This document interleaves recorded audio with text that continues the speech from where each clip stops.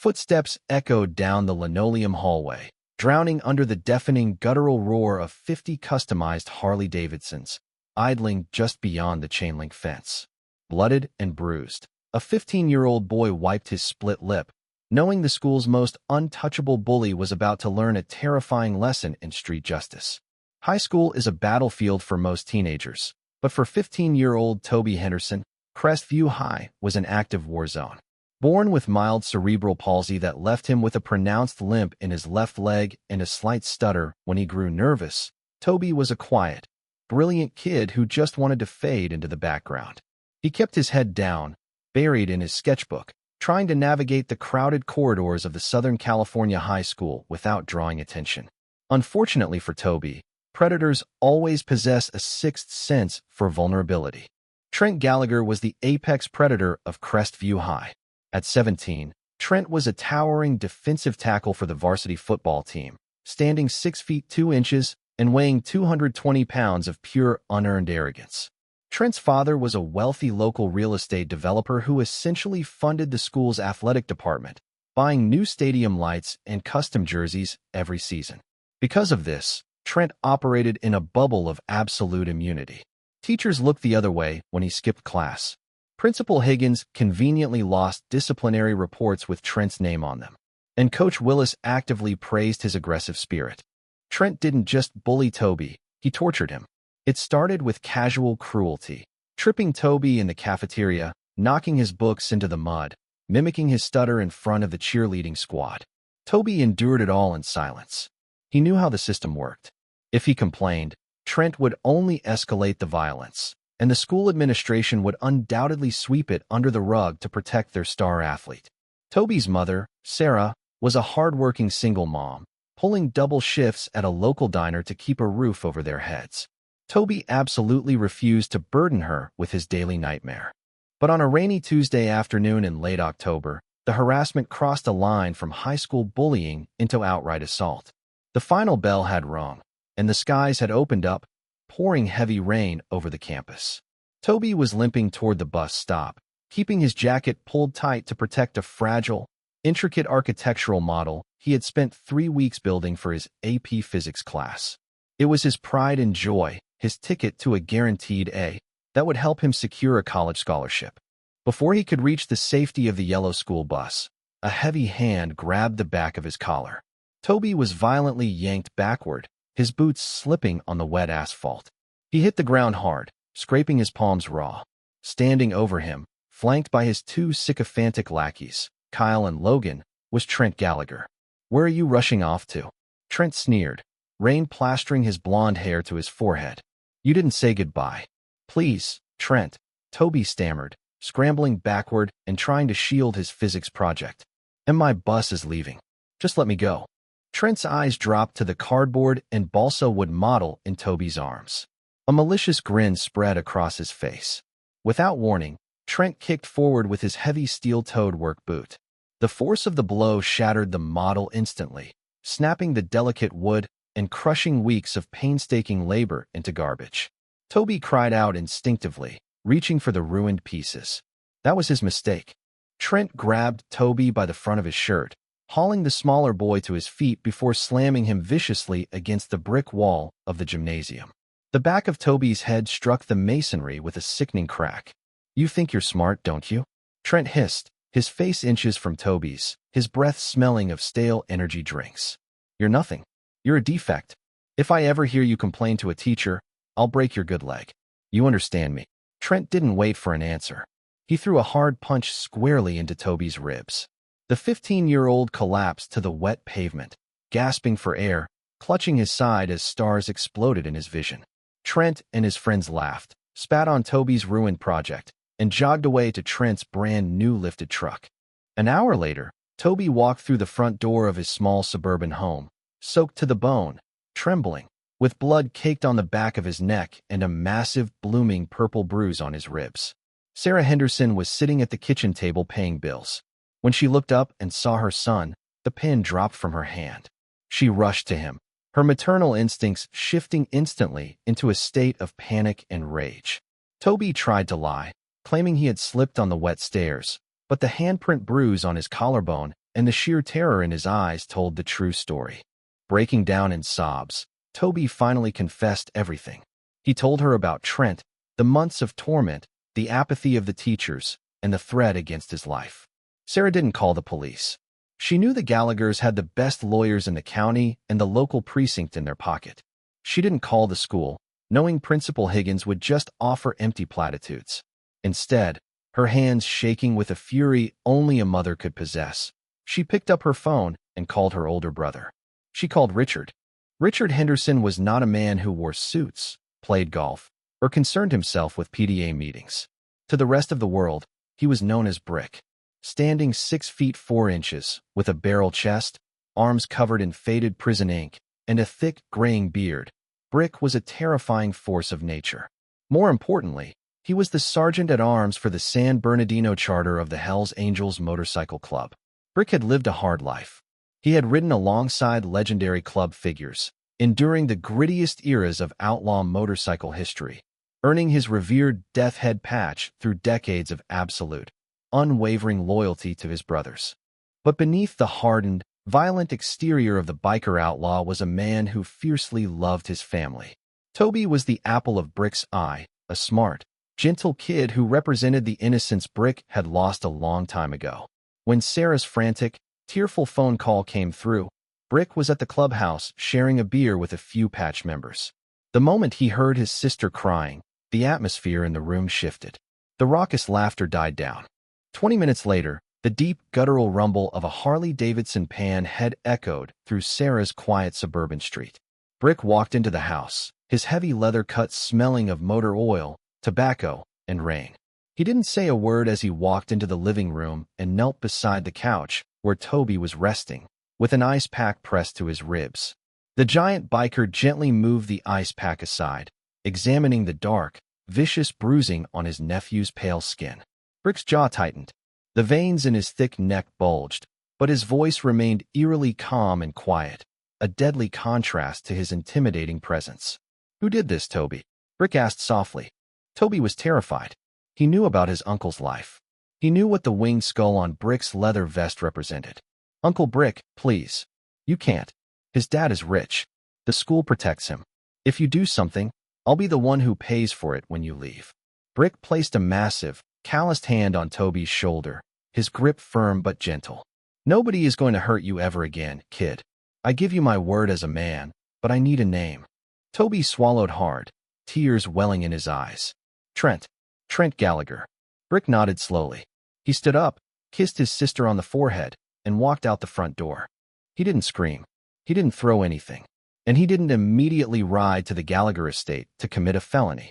The Hells Angels did not survive for decades by being stupid or reckless. Brick knew that physically brutalizing a 17-year-old kid, even a monster like Trent, would bring immense heat on the club and potentially put his sister in legal jeopardy. No physical pain heals. Brick wanted to inflict something far more permanent. He wanted to inflict absolute, bone-chilling psychological terror. He wanted to strip Trent Gallagher of his false sense of immunity and show him what real power looked like.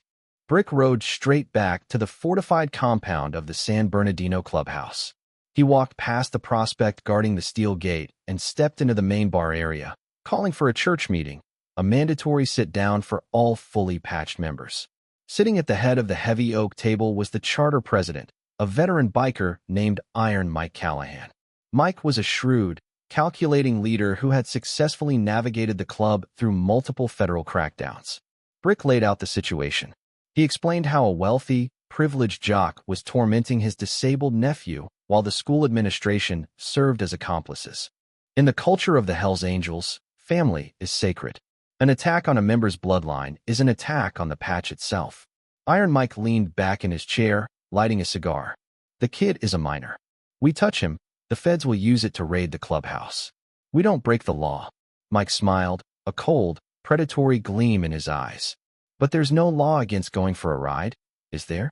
No law against picking up our nephew from school." The room of hardened outlaws grinned. The club went to work. Brick didn't just want the San Bernardino chapter. He wanted a display of force so biblical that Trent Gallagher's soul would leave his body. Phone calls were made across state lines. Members from the Nomads Charter, riders from Oakland, and brothers from neighboring desert chapters were mobilized. This wasn't about violence. It was about a perfectly executed operation of intimidation. Thursday passed in agonizing suspense for Toby, who stayed home sick, terrified of what his uncle was planning. Meanwhile, at Crestview High, Trent Gallagher strutted through the halls like a conquering king. He bragged to his football buddies about how he had put the kid in his place, completely oblivious to the massive gears turning in the criminal underworld just miles away. Friday afternoon arrived. The Southern California sun beat down on the sprawling campus of Crestview High. It was 2:45 p.m., exactly 15 minutes before the final bell. Trent Gallagher was sitting in his AP history class on the ground floor, leaning his chair back, tossing a pencil at the ceiling, and ignoring the teacher, Mr. Harrison. Trent was already thinking about the weekend's parties and his upcoming football game. He felt utterly invincible. Then it started. It began as a low, vibrating hum, a frequency that seemed to rise from the earth itself. Mr. Harrison paused mid-sentence, looking up at the fluorescent lights, which had begun to rattle in their fixtures. The water in a glass on the teacher's desk rippled, trembling, as if a minor earthquake was rolling through the valley. But it wasn't an earthquake. The low hum swelled into a deafening, thunderous, mechanical roar. It was the unmistakable, aggressive growl of V-twin engines. Not one, not two, but dozens of them, synchronized in a terrifying symphony of heavy metal and exhaust. Students in the classroom murmured, twisting in their seats to look out the large horizontal windows that faced the school's front parking lot and main gate. Trent dropped his chair forward, his brow furrowing in confusion. Outside, rolling down the quiet suburban street in a flawless, staggered military formation, was an army of Hell's Angels. 50 heavily tattooed, leather-clad bikers on massive custom-built choppers turned into the Crestview High driveway. The sheer volume of the engines was enough to vibrate the glass in the window panes. They didn't rev their engines aggressively or shout. They rode with a chilling, disciplined silence that made the display infinitely more menacing. Leading the pack was Brick Henderson. The bikers formed a massive blockade right at the front gates of the school, effectively shutting down the entire pickup lane. 50 men parked their bikes in perfect unison. They killed the engines. The sudden ringing silence that followed was heavier and more suffocating than the noise had been. 50 men wearing the winged death head patch stepped off their bikes. They didn't cross on a school property, avoiding any trespassing charges. Instead, they lined up along the wrought iron fence, crossing their arms, their eyes concealed behind dark sunglasses, staring directly at the front doors of the school. Inside the classroom, the blood slowly drained from Trent Gallagher's face. He didn't know who they were there for, but a primal, instinctual fear began to claw at his stomach. The invincible high school bully was about to realize that in the real world there are monsters much bigger than him. Panic erupted inside the administration office of Crestview High before the final bell even had a chance to ring. Principal Higgins, a balding, perpetually perspiring man who usually spent his afternoons practicing his putting on a synthetic turf mat in his office, dropped his golf club in sheer terror. Through the reinforced glass windows of the front reception area, he stared out at the sprawling sea of leather, chrome, and denim that had effectively blockaded his school. Higgins snatched the landline, his trembling fingers frantically dialing the local police precinct. He demanded immediate SWAT intervention, claiming a hostile gang takeover was in progress. What Higgins failed to realize was that the Hells Angels had meticulously planned this psychological operation down to the smallest legal detail. 3 black and white police cruisers arrived within 7 minutes, their sirens wailing, lights flashing against the overcast California afternoon. Chief of Police Miller stepped out of his vehicle, resting his hand on his duty belt, flanked by 4 nervous deputies. Miller was a seasoned law enforcement officer who knew the local criminal landscape intimately. As he approached the chain-link fence, his eyes met the cold, unblinking gaze of Iron Mike Callahan and Brick Henderson. The bikers were parked exactly 3 inches behind the municipal property line. They were not blocking the public sidewalk. Their engines were turned off, and not a single weapon was visible. In the eyes of the law, 50 citizens were simply standing on public property enjoying a cloudy afternoon. Chief Miller walked up to the fence, pulling his sunglasses down the bridge of his nose. "Mike," Miller said, his voice tight with suppressed frustration. "What exactly are we doing here today? You're scaring half the faculty into early retirement." Iron Mike casually flicked the ash from his cigar onto the damp pavement. He smiled, a terrifying expression that never quite reached his eyes. "Afternoon, Chief Miller. Beautiful day for a ride, isn't it? My brothers and I are just here to pick up my nephew from school. I believe family support is crucial for a young man's educational development. Don't you agree?" Miller gritted his teeth, looking up and down the line of 50 heavily tattooed, silent outlaws. He knew exactly what this was. He also knew that if he attempted to arrest 50 Hells Angels on bogus loitering charges, the resulting lawsuit, funded by the club's high-powered defense attorneys, would bankrupt his department. Miller keyed his radio, instructed his deputies to stand down, and walked back to his cruiser. He wasn't going to play private security for Crestview High today. Inside the building, the final bell finally screamed through the corridors. Normally, the hallways would instantly flood with chaotic teenagers sprinting toward the weekend. Today, the doors swung open, but the students froze. The sprawling crowd of high schoolers choked the main entryway, staring out through the glass double doors at the terrifying assembly of bikers. Nobody dared to walk down the front steps. The silence was suffocating, broken only by the nervous whispers of students trying to understand what was happening. Toby Henderson stood near his locker on the second floor. He had forced himself to come to school that Friday, terrified, but trusting his uncle's solemn promise that he would be safe. Seeing the crowd backed up at the main entrance, Toby limped his way down the stairs, clutching his backpack tightly to his chest. As he pushed his way through the sea of paralyzed students, he finally saw what was waiting outside. His breath hitched in his throat. Standing front and center, leaning against the massive handlebars of his custom panhead chopper, was Uncle Brick. Deep inside the crowd, Trent Gallagher was experiencing a sensation he had never felt in his entire privileged existence. Absolute, paralyzing dread. He stood shoulder to shoulder with his sycophantic friends Kyle and Logan, but neither of his lackeys offered a word of bravado. Trent's eyes scanned the line of outlaws. He noticed a massive man with faded prison tattoos holding something in his left hand. Trent squinted, his heart plummeting into his stomach. Brick was holding a shattered piece of balsa wood, the remnants of Toby's physics project. "Oh God," Trent whispered, all the color draining from his face. The connection hit him like a physical blow. The quiet, disabled kid he had been tormenting for months, the boy he had brutally slammed against a brick wall just days prior, was blood-tied to the Hells Angels. Desperation seized Trent. He backed away from the glass doors, shoving his way past confused freshmen, sprinting toward the rear exit of the gymnasium.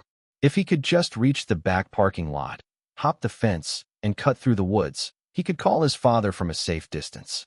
He threw his weight against the heavy metal crash bars of the gym's rear doors, bursting out into the cool, damp air.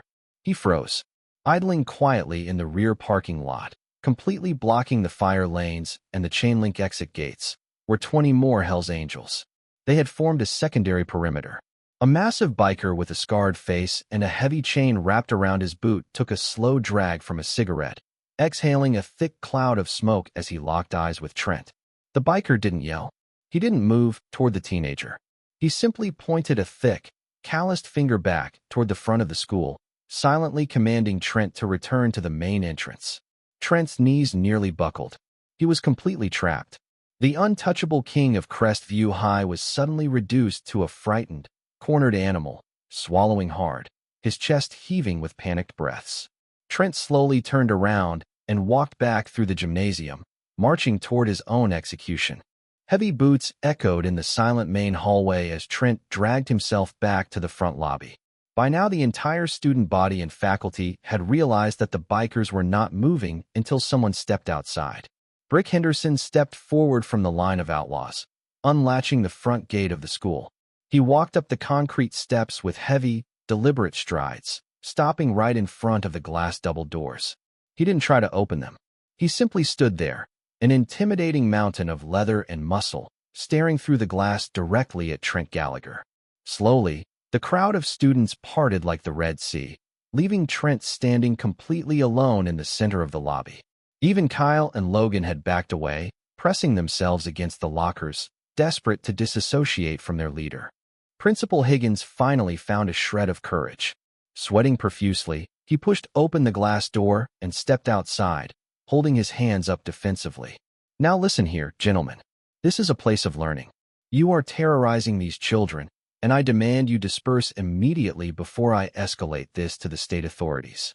Brick didn't even look at the principal. He kept his dark, intense gaze fixed squarely on Trent. Send the boy out. Brick's voice rumbled, deep and resonant enough to carry through the open doorway. Or we stay here all weekend. Your choice, Higgins. Before the principal could protest further, a sleek silver Mercedes-Benz G-Wagon jumped the curb, roaring onto the grass and coming to a screeching halt just yards away from the bikers. The driver's door flew open, and Arthur Gallagher stormed out. Trent's father was a man used to buying his way out of problems, wearing a tailored Italian suit and a Rolex that cost more than most of the motorcycles parked on the street. Trent had frantically texted him from the bathroom 10 minutes earlier, begging for salvation. Arthur marched toward the bikers, his face flushed with wealthy indignation. What the hell is going on here? He bellowed, stepping right into Iron Mike's personal space. My son is inside this building. I am Arthur Gallagher, and I own half the commercial real estate in this county. You degenerate thugs, move your bikes right now, or I will have every single one of you locked up for domestic terrorism. Iron Mike didn't flinch. The charter president slowly removed his sunglasses, folding them and placing them in his vest pocket. He stepped forward, closing the distance until his nose was inches from Arthur's. Arthur Gallagher, Mike whispered, his voice dangerously soft, yet carrying a lethal edge that made the real estate mogul flinch. I know exactly who you are. I know about the subdivisions you're building out in Riverside. I know about the non-union contractors you hire under the table to bypass state tax laws. I also know where you sleep at night. Mike leaned in closer, his voice dropping to a terrifying, raspy purr. You see, Artie, you buy politicians. We don't. We exist outside your little system. So you have a choice right now. You can get back in your fancy German truck and shut your mouth, or my brothers and I can take a very personal interest in your construction sites, your business partners, and your lovely summer home in Carmel. Do we understand each other? Arthur Gallagher's bravado evaporated instantly. The blood drained from his face as he stared into the dead, unfeeling eyes of a man who had survived prison riots and cartel wars. Arthur realized with sickening clarity that his money meant absolutely nothing here. Without saying another word, Arthur took 3 slow steps backward, raised his hands in a gesture of surrender, and leaned against the hood of his Mercedes, effectively abandoning his son to the wolves. Inside the lobby, Trent watched his father, his ultimate shield of privilege, break down in seconds. The final pillar of Trent's arrogance shattered. Trembling, tears streaming down his face, Trent pushed through the doors and walked out onto the concrete steps. He stood before Brick Henderson, looking incredibly small and frail despite his athletic frame. Brick looked down at the weeping teenager. He held up the shattered piece of balsa wood. You think it makes you a man to break things you don't understand, Trent? You think hitting a kid who can't fight back makes you tough? I'm sorry, Trent choked out, his voice cracking, snot running down his upper lip. I'm so sorry. Please don't kill me. I'm not going to touch you, Brick said quietly, his voice dripping with absolute disgust. Because you are nothing. You are a weak, pathetic coward who hides behind daddy's money. But your daddy can't protect you from us. The police can't protect you from us. The school can't protect you. You are breathing right now purely because we allow it. Brick stepped to the side, turning his attention to the glass doors. Toby, come out here. Toby Henderson nervously pushed through the doors. He still had a visible limp, and the faint yellowing of a bruise showed on his collarbone. But as he stepped onto the concrete, surrounded by 50 men who considered him family, his posture changed. He stood taller. He wasn't just the crippled kid anymore. He was shielded by a brotherhood of giants. Brick placed a heavy hand on Toby's shoulder, looking back at Trent. Get on your knees. Trent didn't hesitate. The varsity football captain, the untouchable apex predator of Crestview High, dropped to his knees on the damp concrete in front of the entire school. Apologize to my nephew, Brick commanded, the authority in his voice leaving no room for negotiation, and look him in the eyes when you do it. Trent looked up at Toby, tears freely falling down his cheeks. Toby, I am so sorry. I am so sorry for everything I did to you. I'll never talk to you again. I'll never look at you again. Please just let me go. Toby looked down at the boy who had made his life a living hell. For the first time in his life, Toby felt the intoxicating surge of absolute power. But Toby was not a monster. He didn't want to break Trent. He just wanted peace. Toby gave a slow, deliberate nod. Don't ever come near me again, Trent. Brick squeezed Toby's shoulder approvingly. The giant biker then leaned down, his face inches from Trent's ear, whispering a promise that would haunt the teenager for the rest of his life. If you ever breathe in his direction again, if he even gets a paper cut on this campus, I won't come to the school next time. I will come to your bedroom window. Not if you understand. Trent nodded frantically, sobbing openly. Brick stood up, signaling to Iron Mike. The standoff was over. The point had been made with devastating precision. Brick unclipped a spare helmet from his motorcycle and handed it to Toby. Come on, kid. I'm taking you to get a burger. You earned it. Toby strapped the helmet on, climbing onto the back of his uncle's roaring pan head. In perfect unison, 50 massive V-twin engines fired up, shaking the ground beneath Crestview High one last time. As the convoy rolled out of the parking lot, trailing thunder and exhaust smoke, Toby looked back over his shoulder. Trent Gallagher was still on his knees on the wet concrete, weeping silently into his hands while his father watched in shame. The reign of Crestview's worst bully was permanently dismantled, broken not by fists or violence, but by a chilling masterclass in power. For the rest of his high school career, Toby Henderson walked the halls entirely undisturbed, guarded by the invisible, terrifying shadow of 50 fallen angels. And that is the story of how Trent Gallagher learned the hardest lesson of his life. True power doesn't come from a heavy fist or throwing your weight around or hiding behind your dad's bank account. It comes from the Brotherhood standing right behind you. If this story of ultimate real-life karma gave you chills, do us a huge favor. Smash that like button, share this video with a friend, and subscribe to the channel for more unbelievable stories. We'll see you in the next one.